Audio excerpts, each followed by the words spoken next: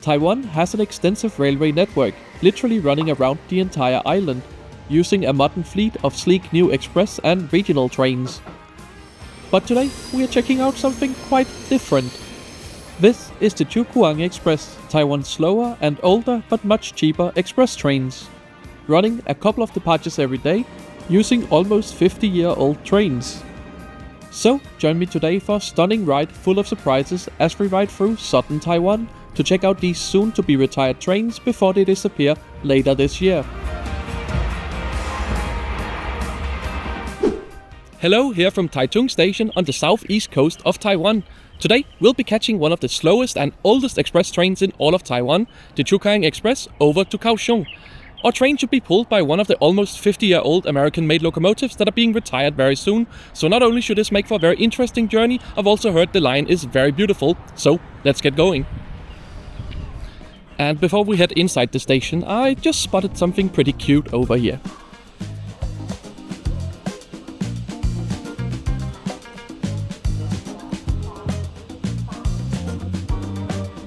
Right, as much as I love cats and how cute they were, we are a train channel, so let's check out the station.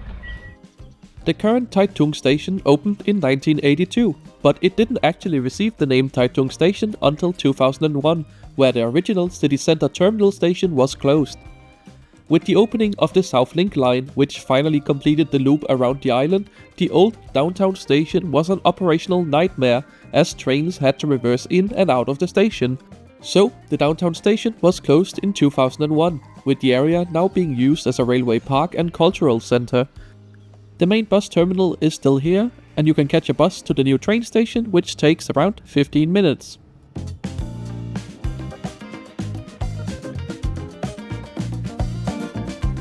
The open-air station structure at the current station is a recent addition from 2018, adding a few more shops and facilities to the station, including lots of souvenir stands, the almost obligatory mini-markets, and a large boat.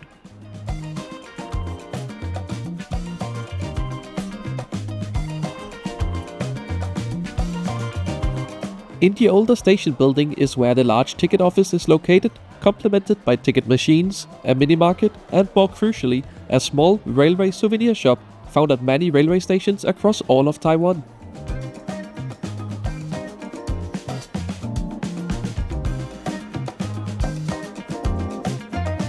Our train is due to depart in a little over 1 hour, so let's head through to the platforms, or well, so I thought.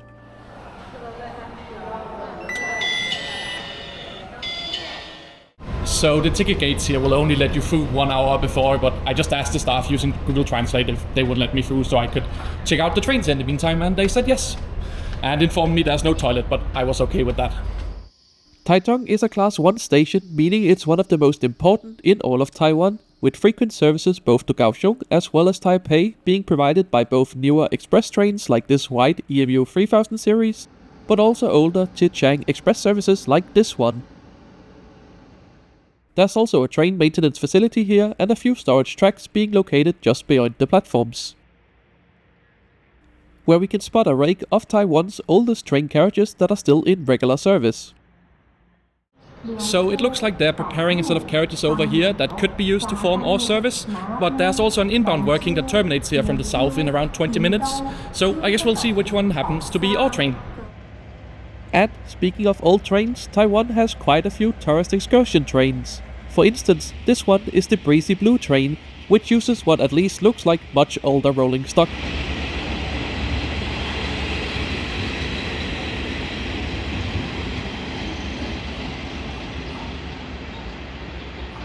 However, we'll be traveling on one of the few remaining Chu-Kuang Express services, which is the oldest type of express train still in operation here in Taiwan, using hand-me-down carriages from other train services, and while most of these trains have switched to using newer E500 locomotives, ours today is looking like it'll be hauled by the much older E200 series.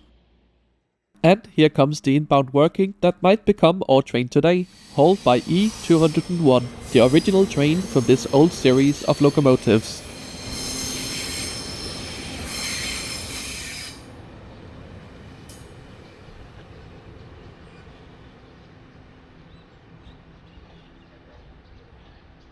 Right, so the inbound working just arrived, so I guess we'll see if they pull this off to the depot and pull out the other rake from the depot, or if that locomotive we just saw will go on the now front of this train and be ours.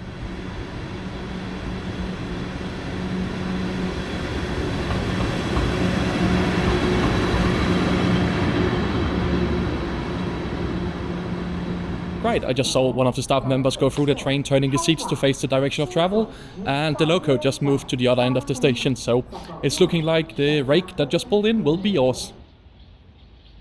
And here comes the other locomotive, now ready to be attached to the train to pull it back towards Kaohsiung.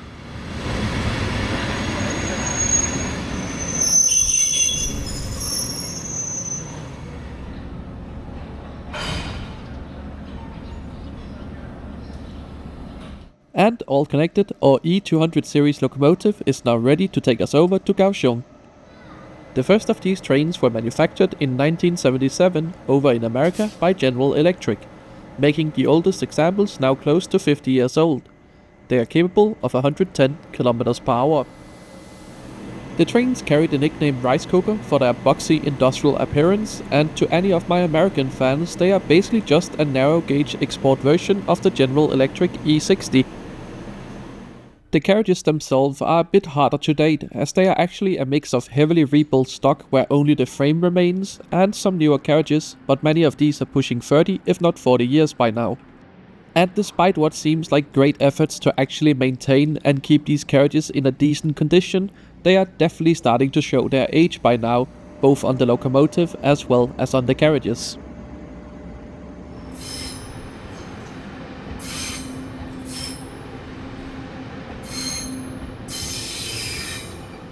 So my train departs in 7 minutes, but a whole group of spotters has just turned off at the end of the platform, so I guess we'll see what that's about.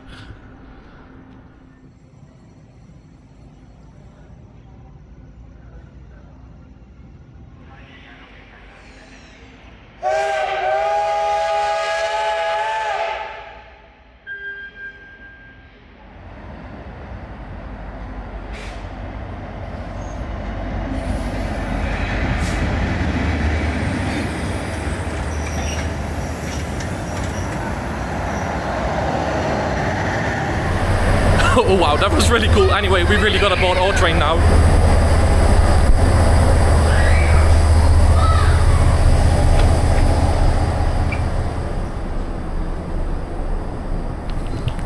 Well, looks like I got the carriage to myself for now. I'm in seat 37, which is right here. I can't believe that steam train just showed up. I had no idea that would happen. I just saw all the kids running towards the end of the platform. And we even saw another special train earlier, that blue diesel locomotive, which was already pretty cool. So I guess great timing for this. Anyway, we're due to depart in just a couple of minutes, and we got around 3 hours to Kaohsiung.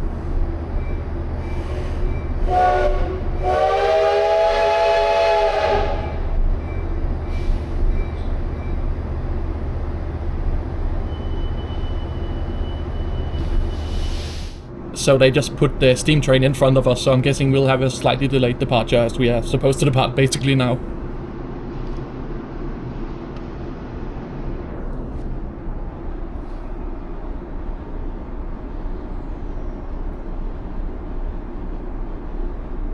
Well, turns out what we were waiting for was not the steam train, but instead just a regular fast express train that is scheduled to go right in front of us, running a couple minutes late. It's here now and will depart soon, so we should be going in 5-10 minutes-ish, I guess. And with the late running 3000 series express train now in front of us, we are finally ready to go.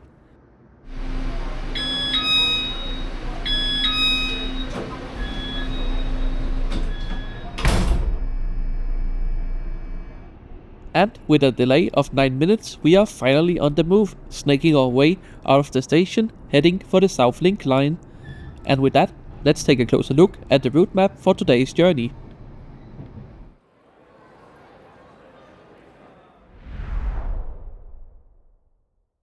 We are on board train 708, which leaves from Taitung, making 16 intermediate stops on its 168 km long journey that's scheduled to take 3 hours and 29 minutes to reach Kaohsiung's Sinsoying station, giving the train an average speed of 48 km per hour.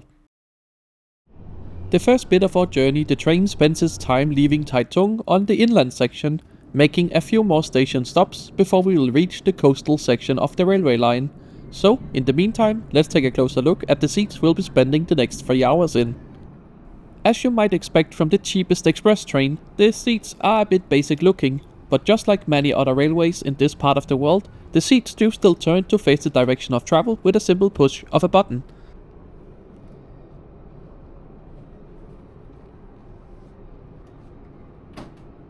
Luggage can easily be stored on the shelf above, and there's plenty of space for bags here. The seat is also equipped with a footrest as well as a small storage pocket, and legroom is really good. There's also a cup holder, as well as some old school curtains. Unfortunately, the seats are not equipped with a tray table or one in the armrest. However, in the armrest is where you'll find the recline button. And I must say, these seats offer a pretty substantial amount of recline. And while the seat design itself is pretty basic, it has a lot of padding and is overall pretty comfortable. Not bad considering this is the cheapest and oldest long distance train in all of Taiwan. I'll give it a thumbs up. And as our train hits the coast, our journey is about to become very scenic, despite the less than ideal weather today.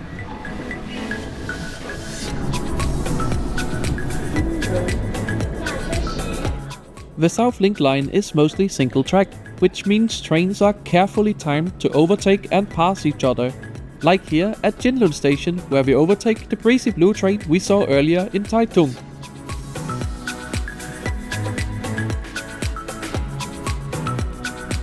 The railway line here is really dramatic, with our train running elevated alongside the cliffs. There's even a few abandoned stations, like Duliang here, which is now a popular photo spot instead.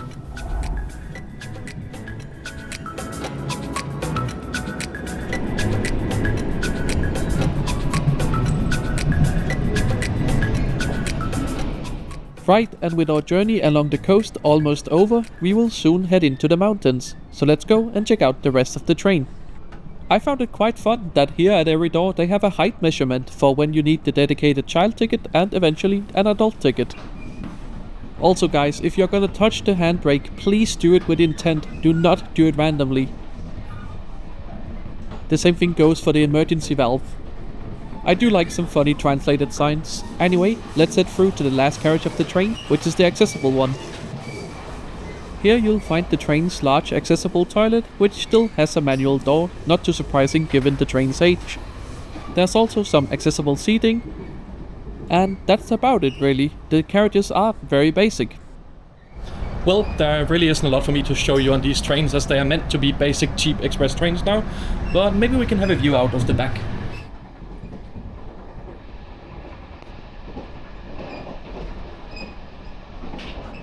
Well, not really. I guess we can go back and check out one of the regular toilets that in one of the other carriages, that this one is the accessible one. Pretty cool, and something that's not very common in Europe is that there's a urinal on board, but also a regular enclosed toilet.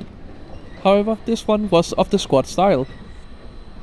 So it seems like if you want a Western style sit toilet and not this style of squat toilet, then you have to use the accessible one at least the rear of the train.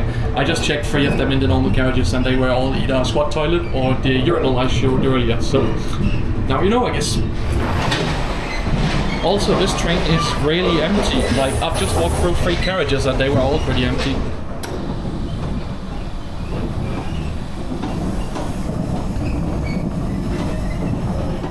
Which probably has something to do with our train being a cheap express service, at least in theory, but it is actually slower than all the local trains, which are even cheaper. Although the interior on the local trains is very commuter oriented and not very comfortable for long journeys. Next up, our train calls at Dabu, where the train turns away from the coast and we head through the central mountain range of Taiwan, where most of the line is in tunnels. But when we peek out of them, the line is just as stunning as it was on the coast.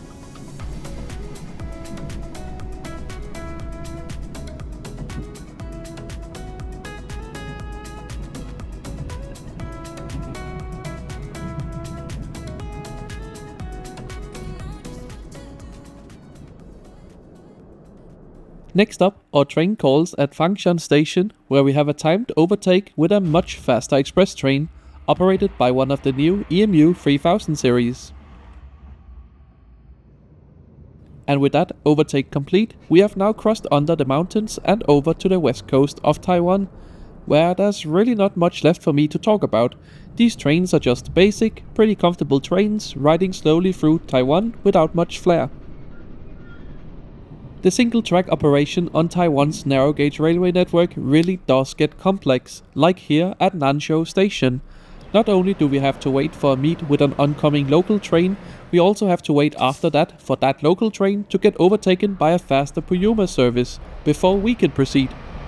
Which unfortunately means when things go wrong, this can cause some serious cascading delays, as you might see in a future video of mine.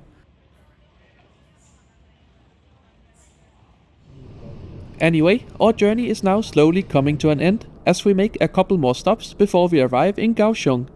Overall, I found the train ride to be pretty comfortable.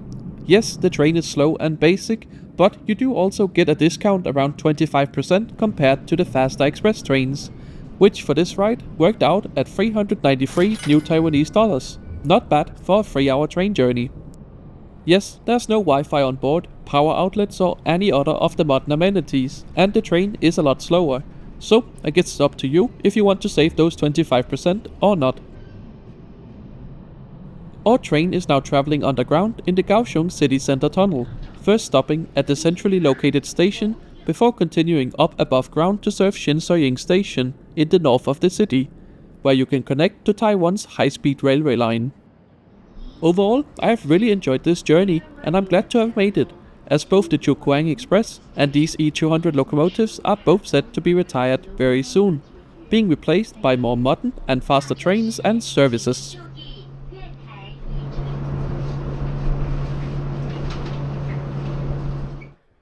Thank you so much for joining me on this trip today. If you liked the video, make sure to subscribe to the channel, and if you want to give the channel a little extra support, consider becoming a member. For just a couple of euros every month, you get access to exclusive travel updates as well as early access to all my videos. And to continue your journey, why not watch my video on Bulgaria's oldest express trains? It's safe to say they look a lot worse. Thanks for watching.